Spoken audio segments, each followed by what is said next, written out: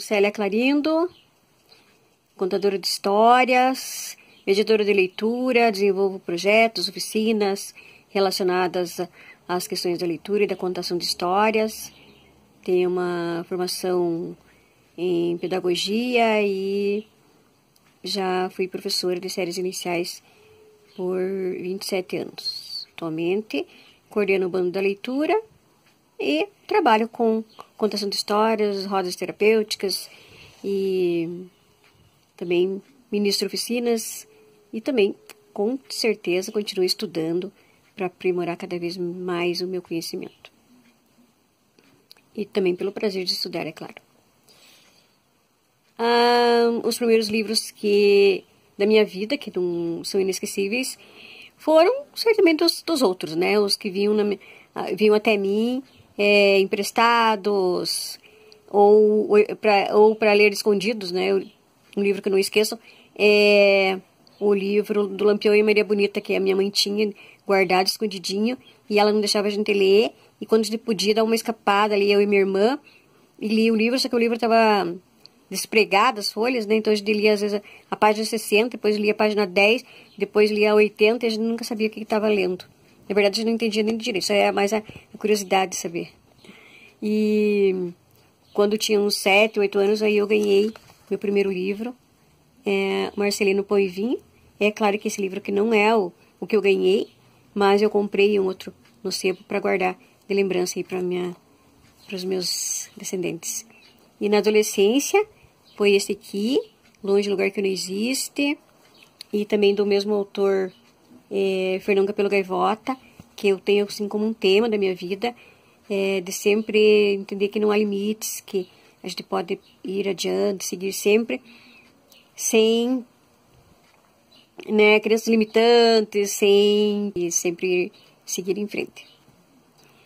Outro livro também que marcou bem a minha vida, preparando para a fase adulta, talvez, foi o livro Éramos Seis, que eu escutei a novela de rádio, e aí eu fui entendendo, né, como seria a passagem da vida, a vida adulta, a família, e que um dia a gente ia embora. Esse livro aí me deu uma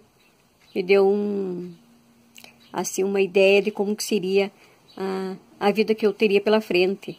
Foi tipo um spoiler que as histórias sempre nos trazem, né, pra vida. Esses livros aí são muitos, né? Também tenho toda a coleção do Jorge Amado, coleção lá do José de Alencar, Machado de Assis, que também marcaram a minha adolescência. Claro que eram os livros da biblioteca, porque na minha casa tinha poucos livros, e os livros eram emprestados, eu já tinha que devolver, mas com um incentivo muito grande da minha mãe, do meu pai e dos meus tios, que a gente gostasse de ler, né? Traziam o que podiam pra gente. E depois, mais tarde, das bibliotecas, que foram muito importantes. As bibliotecas foram muito importantes na minha vida, todas. Inclusive uma que eu trabalhei depois, mais tarde. Inclusive essa, que é o Bando da Leitura, que é meu, que eu gosto tanto. Aí, vamos conversar um pouquinho sobre a geração de desinteresse dos jovens. Essa geração de desinteresse, ela está interessada em outra coisa. Ela está interessada nos jogos, nos filmes, e vai promover essa conexão, essa integração, né? A escola facilitar essas conexões com os livros, com os personagens, com os jogos e com os filmes, o que for possível. Outro dia eu vi um relato de uma moça que falou que ela leu Crepúsculo, ela assistiu Crepúsculo, leu Crepúsculo, e depois ela foi ler Shakespeare, e depois ela foi ler Morro dos Ventos Vivantes, depois ela foi ler Cortiço, depois ela foi ler de Jesus, e assim ela foi premiando a leitura dela, e daí veio para os clássicos, e assim, então, você veja, é uma ponta, né, tudo tem muito a ver com a mediação do professor, e não culpar os jovens. O impacto da leitura no nosso crescimento pessoal é bem forte. Eu tenho isso como relato, né, como depoimento. O livro nos permite conhecer melhor a vida e a gente adquirir um certo pré-requisito e o que for encontrando pela frente. A contação de histórias influencia, com certeza, na literatura, e a literatura na contação de histórias. contar é inerente ao ser humano. Tudo era oralidade, né? Tudo era oralidade. As pessoas se reuniam para contar das suas caças, da vida, das aventuras. E essas histórias iam sendo repassadas. Os contadores de histórias, nos tempos do rei das rainhas, eles se reuniam nas praças para contar histórias de castelo, aventuras. Eram bem recebidos nos palácios. E as histórias vinham dos camponeses, com suas habilidades, né, dos contadores de histórias que sempre iam passando e faziam sucesso. Na África, os griots, nas aldeias, o indígena mais velho, nas casas as avós, e assim era. E assim foram perpetuando a oralidade. Com a invenção da imprensa, o que foi ouvido foi escrito e lido por alguns. Depois, mais tarde, lido por muitos, e assim vai sendo. O Perrault, os irmãos Grimm, eles são conhecidos por adaptarem para a criança dos adultos. E a partir do Renascimento foi entendendo que a leitura era outra, né, para a criança, e aí os contos de fada tomaram forma e foram sendo divulgados bastante entre as crianças e também os adultos.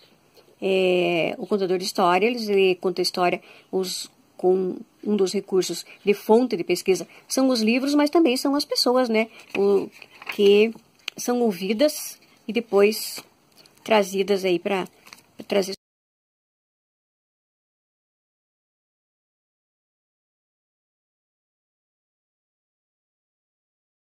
Sou Lucélia Clarindo, contadora de histórias, sou pedagoga também, trabalho com literatura, E o Bando da Leitura é um sonho não sonhado, um sonho desejado, um sonho realizado. Ele foi criado por duas meninas que foram minhas alunas e pediram para vir aqui na minha casa para a gente fazer umas rodas de leitura, assim como fazíamos lá na escola. Duas meninas, depois vieram mais 7, depois vieram 12, assim eu fui indo até que deram o nome de Bando da Leitura, uma delas, e foi eleito pela maioria. E depois foi se construindo o bando, assim, junto com o público que vinha frequentando. Primeiro a gente se reunia no meu quintal, na varanda, e eu participei de um concurso, Pontos de Leitura, que era interesse do governo federal de 2008, de mapear os espaços alternativos de leitura.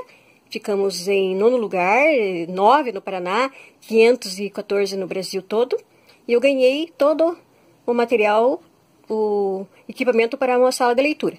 Aí, a princípio, colocamos lá dentro da sala, da minha sala de visitas, e depois colocamos aqui na varanda e por fim, o Rotary Alagados construiu esta sala e pudemos habitar esse espaço.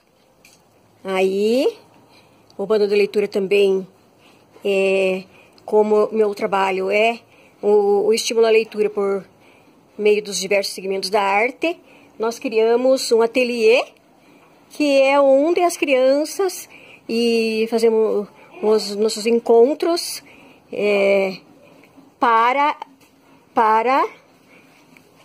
exprimir a arte, que é esse espaço todo feito com material sustentável. E aí a criançada se reúne aqui para pintar, desenhar, ilustrar, criar e fazer teatro, se expressar, enfim. E aí, no quintal aqui do bando também, nesse espaço, a gente se reúne para dizer poesia, fazer nossas rodas. E não só criança também, né? Adultos, fazemos encontros com idosos, encontros com...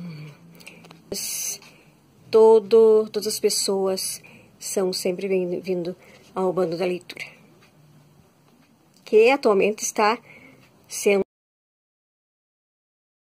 Atualmente o Bando da Leitura vem sendo transmitido via Meet toda sexta-feira.